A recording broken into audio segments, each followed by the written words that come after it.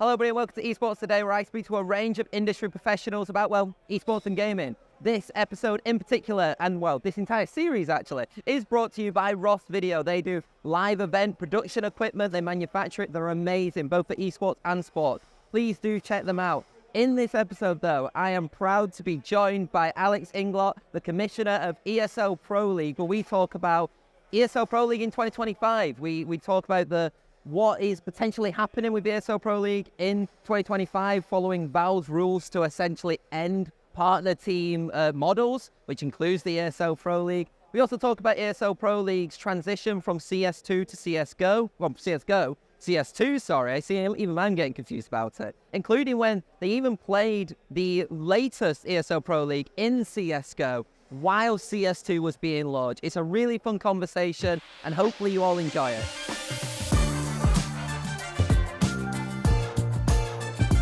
So Alex, it's a pleasure to have you here to talk about, ESL Pro League and Counter-Strike 2. I nearly said CSGO again, but it is Counter-Strike 2 and I'll eventually get used to that. But I think the first thing I do want to ask, the big question, I guess, I don't know, what you'll be able to answer this, but there is obviously ever-going developments with Valve and how they've basically said that they no longer want a partner team model to happen in 2025. Yep. I know that you commented on it previously in the past, but I just wanted to see, as probably a lot of people do with different updates that come on, is there any progress of what 2025 ESL Pro League is going to look like in the future?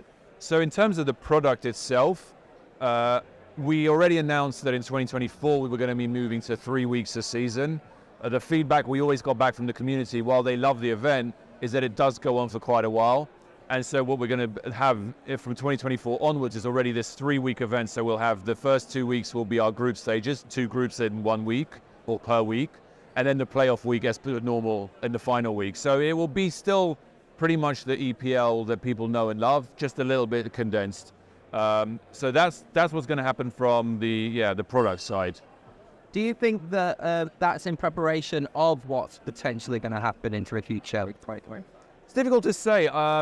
It really depends a lot on a number of factors. One of them will be the future of the RMRs, because obviously the RMR and the RMR qualifiers take up quite a good few weeks in the calendar each half of the year.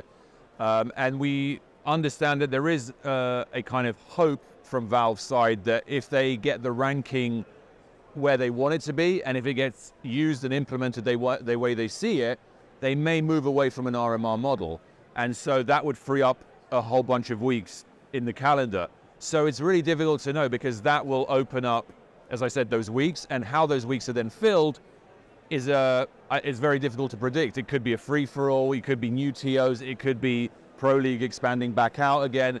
It'll be all up for grabs, but I think the calendar at the moment, or from 2024 onwards, with those RMRs and or RMR qualifiers, really required us to try and move to a shorter Pro League season. So that's what we see in 2024 onwards. But as ever in the esports space, especially in CS, things change. And as things develop, ESL and I'm sure Blast and the other TOs will be monitoring and seeing if and how they can make changes. Yeah, is there any possibility of adapting the Pro League in the sense of having promotion relegation and making it more open? Is that kind of the consideration of what you're thinking with the Pro League in the future? Yeah, so the other side of the Pro League, as you mentioned, is obviously the agreement that kind of sat behind it, the Louvre agreement. And the way I look at it is the Louvre agreement had kind of 4 main pillars to it when we set it up. One was guaranteed participation in the tournament itself for the member teams. That obviously disappears now. And everyone will have to qualify based on rankings and qualifications at meritocracy as Valve champion. The second piece is revenue share, which is really all about creating a mechanism through which the teams that contribute to the quality and the success of the product can share in those spoils, whether it's broadcast revenue, sponsorship revenue. And I think we will probably have something similar to that ongoing. It will not be limited to the 15 member teams of the Louvre agreement. It will be now open, probably in some shape or form, to the teams that participate in the tournament. So that kind of in some shape or form survives. The third piece is governance, and the governance piece, again, if you look behind it, it was really about bringing the teams to the table and giving them a more of a say in how we structure and strategize the future of the product. And I think we're not going to go back on that, or ESL are not going to go back on that. I think the communication lines that have been opened up, the trust and desire to work together will remain and will continue. It may not be quite as formal as the Louvre agreement set up, but I think it will continue. So that, again, in some shape or form survives. And then the fourth piece was really about facilitating commercial aggregation deals, and that can continue because it's separate from performance and qualification. So the kind of it's a long way of saying that not much is probably going to change. Of course, we're going to see new teams come in. Of course, we're going to see some dream runs, Cinderella runs. But I think when we did a quick model of what would the EPL have looked like had it been under the Valve rules in the past, it wouldn't have been that different. We had a system that had 15 established teams and 17 qualifying teams. So we would rarely cut out any team that deserved to be there. You could argue that maybe someone like a Cloud9 would maybe be guaranteed a spot, maybe EG would maybe have not got a guaranteed slot. But apart from that, there's really, and a few random teams here and there, I don't think the EPL format and bracket would have looked drastically different under the new rules as it did under our existing agreement. And last thing I want to talk about the new rules actually is the revenue share thing, because it's something that really fascinates me. Is that going to be the hardest one to kind of work around, in the sense that there isn't and with this new model potentially a guaranteed amount of teams which will get a revenue share amount? Is that the hardest one to kind of work around? Yeah, Tom, I think you've hit the nail on the head. It's the piece that we are still very much engaged in negotiating and discussing the pros and cons, where we put the needle. Because you're right, in theory, where we would have to split the revenue with 15 teams, now potentially it could be 24 teams. And is that what we want to do? On what basis do we do it? Do we do cutoffs? There's lots of different ways to kind of skin the cat, so to speak. But what we want to do is ensure that we respect Valve's kind of founding principle, which is everyone needs to have the ability to engage in any revenue share that is focused on performance. How we define performance, how we define value, and how we then kind of really finalize a formula is very much still up in the air, but that commitment to kind of share is also equally set in stone, I think. Right, we've talked enough about future of ESL Pro Tour. I actually want to talk a little bit about the present and, a little bit in the past, actually. Okay. During ESL Pro Tour, there was a transition from CSGO to CS2, to Counter-Strike 2. Yes. Could you tell us a little bit about how that happened? Because that was mid-season, or at least coming to the conclusion of your ESL Pro Tour season. Yeah. Were the considerations of doing the end of it in Counter-Strike 2? And because you opted in the end to do CSGO throughout the entire match. Right? Yeah, it was really tricky. I mean, we had a lot of time to think and plan for it, because obviously we knew in March when it launched in the beta that we had a certain amount of time, that this was imminent. It was going to happen. Then we spoke to Valve in Paris at the major to try and get a better sense of the timing. They kind of were not clear themselves, really. They were still in the process of developing, and they couldn't really put a date on it. Everyone knew there was kind of this late summer thing that had been announced on Twitter by the Counter-Strike account. So we were always looking at the calendar going, is this going to be before Cologne? Is this going to be after Cologne? You've got a 5-week Pro League kind of schedule, which leaves it very open to somewhere in that 5 weeks it could drop. So we were thinking about it a lot, and I think that was one of the benefits, that we could start kind of brainstorming what would it look like if it dropped in this week, that week. And so we were pretty confident, especially the closer we got to it, the more these maps started coming out. We had a sense that it was probably going to be around Pro League or just after. And so the question internally was, do we want to do that or not? We spoke to the player council to try and get their view on it, and it was a bit mixed. There are some players who were like, once it's out, I want to just flip across. Like, the moment Valve flicks that switch, I want to flick that switch. And we understand that for sure, but we had a real conundrum, because for us, competitive integrity is super critical.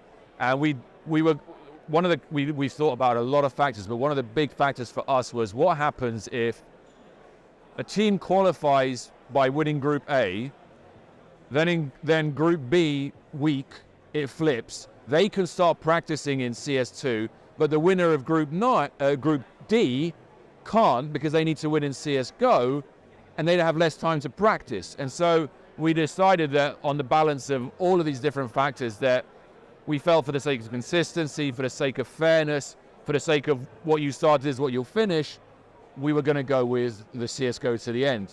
We knew that we were going to have fun with the CS2 drop when it happened, from a content point of view, from a talent point of view. The EPL format is so conducive to all of that kind of stuff. We saw it with the drop in March, how it all went bananas in Malta. We thought it would go bananas again in Malta again, and it did. But we felt from a professional, elite level product, we wanted to keep that consistency and clarity. In the end, it was one of the last real CSGO ones, because it wasn't actually, it was using a different project, right? It wasn't actually on the server. We had to pin it, yeah. So when we spoke to Valve in Paris, we mentioned this. We said, look, there is a chance that you will drop this in the middle of a 1 week, 2 week, dare I say it, 5 week tournament. Are you comfortable with us? Because we've done it before with like smaller patches where we delay the patch until the tournament finishes. And they said, yeah, no, we're fine with that. So we were able to pin that version, see it through to the end. So from a production point of view, we had the okay from Valve. We knew what we wanted to do with it. And we also knew that if it dropped, we would have to kind of really hustle to get ready for Sydney, because that's only a few weeks later.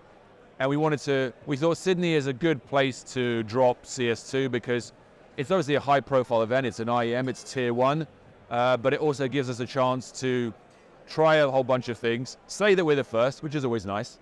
But then now we don't have to really worry about it at a tier 1 level until Katowice in late January. So I think, and actually because of the lead time that we had, because of the lead time that gave to Valve in terms of the bugs and correcting bugs, and because of the lead time it gave us in terms of the production, it means that by the time we started in Sydney, I was talking to my guys on the ground, and they're like, it is remarkably smooth.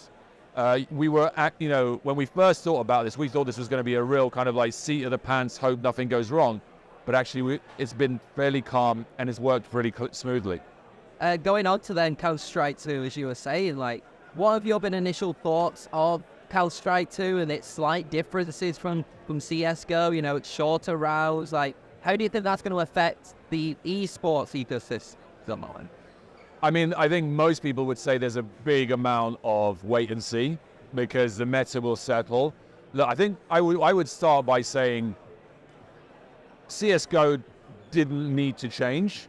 Of course, you know, it needed a bit of updating. It had been there for 10 years, but I think that's one of the things that makes CS so powerful, is its consistency, its clarity, its mechanics. There's a simplicity to it that makes it accessible for a fan, accessible as a player. That definitely doesn't take away from the fact that to excel, you have to be tremendous in your hand-eye coordination, tremendous in your kind of strategy around the maps. But I think, you know, we don't have a patch every 5 minutes. We don't have, you know, nerfing, buffing, new characters, spells, weapons changing every 5 minutes. And for certain ecosystems, that's wonderful. But for ours, I think it's that kind of stability that really tests and brings great pride to those who excel in it. So I think that's why CS really didn't need a massive overhaul. It's been spruced up. It looks beautiful. To your point about what's changed, obviously there was a big conversation about the bomb, the Molotovs and the smokes and the grenades. And obviously people will have to adapt to that, and the meta will have to adapt to that. I think the MR12, excuse me, I'm starting to lose my voice. I think the MR12 is a positive development because timing is an issue. You know, we've always heard from the community that the games go on too long, let alone when you've had your 5 round, you know, best of 5s. Those really go on for 5, 6, 7 hours. So shaving time off is critical. And I think we're seeing that kind of initial feedback now from the players who don't like it, because I wouldn't anticipate anything different. When you've built your career and your living on the precision required to be excelling at this game, any change is going to be a spanner in the works. So you get that kind of initial knee-jerk, I don't like it, we could have done it differently. But I think overall, at the elite level, what we're seeing is a lot of understanding from the players that there is just going to be a period of transition. We're going to have some bugs. We're going to have some glitches. There are going to be some things that we're going to provide further feedback for. And the best way to give that feedback is to put the game into the sunlight and let people play it, let people test it, come up with the new strategies, come up with the counter strategies. The meta will settle. And so, yeah, probably by early next year, it will be a settled game, much more than it is today. But I think there is an understanding that that will just take a little bit of time. Yeah, talking about the bugs in general, it's a big conversation within the Counter-Strike world. Just in general, with the game coming out and there being some like bugs and some issue with it from a performance standpoint. Do you think that it is just these teething problems, and then, you know, if these, I mean, it's quite hypothetical, do you think that it actually will affect the esports organization, the esports ecosystem, sorry, and these bugs do continue? And how much do you think this actually really affects the esports ecosystem, not just from a player perspective? Yeah, I think I was talking to a bunch of people here today, and they were saying they quite love this period in the transition because it's so up in the air. Crazy strategies are working. Established players are being shocked.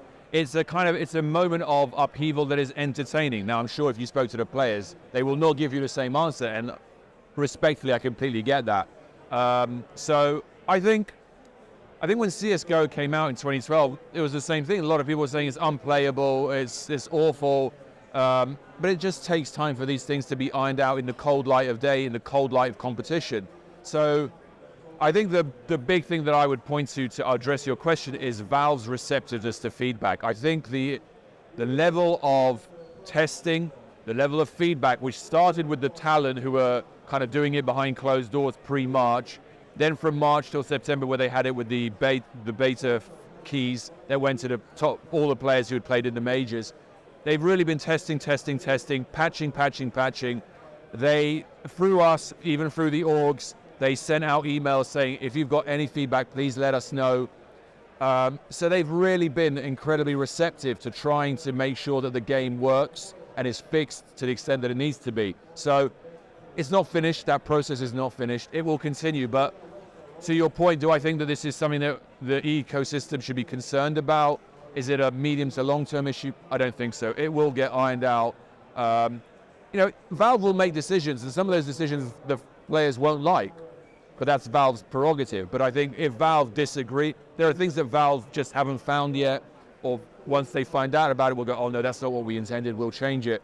So I think it will take a few months, but we will get there, and the game will become much more stable and comfortable for the pros. As a couple final questions, obviously ESI London, it was announced that the Blast Spring Premier Finals is taking place in London. Yep. Is there a thought of ESL potentially doing something around London in the UK? Yeah, look, I think ESL is always looking to spread the gospel of Counter-Strike, let alone esports, around the world. I mean, we took the events to Brazil, we've taken the events, we've got China coming up, we were in Sydney this week. So we're all about taking places to established markets, new markets, shall we call them forgotten markets, I guess, is that the phrase? We haven't been here in London for a while. I think ESL would definitely look at it. We've had a lot of conversations. Actually, ESL recently put a lot of resources into their hosting team, who are now kind of going around networking, talking to cities and organizations behind kind of hosting capabilities and venues. I myself have had a whole bunch of conversations across Europe, Middle East, North America, new cities, new regions that want to host these events. They see the impact, they see the power, the demographic cut through. You look at Macron, who was wearing Team Vitality on the day he won the election. So people realize that there's a huge currency to having these events. It speaks to a big demographic. So I would love to see it. I'm from London. I'd love to see an ESL event here sooner rather than later.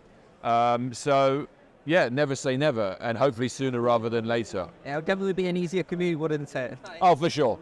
For sure. The final question, this is a mini-series podcast, it's Esports Today, so I wanted to play a little bit of wordplay on the Esports Today, but I do also want to shout out Ross Video before I do say the question, because they have provided the equipment here, they've provided the setting here, and they're also a company that does a lot of live production and event, and a lot of the equipment for events goes from Ross Video as well, so do check them out.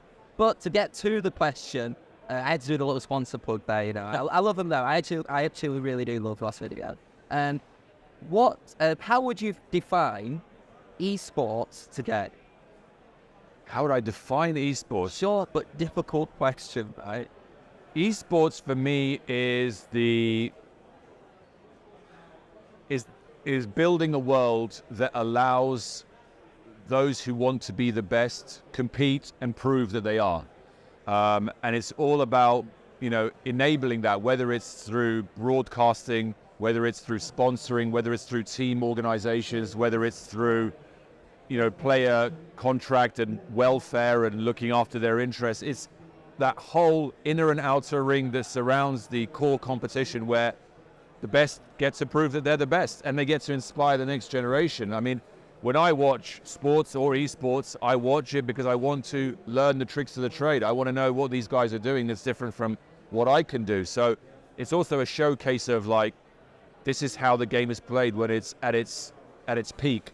And I think that's, for me, walking into a Katowice in the Spodek Arena or walking into Lanxess in Cologne is, you've seen it before, you shouldn't be surprised, but it's still just like the hairs on the back of your neck stand up. And all of these tier one hosts, they really put on fantastic events, incredible production quality, fireworks, lasers, people coming up from the stage. It's a show, right? It's a show, and it celebrates those who have put in so much time and dedication into being the best at what they do. And I think long may it continue. Alex, thank you so much, and hopefully Sydney goes well as well. Thank you very much. Appreciate it.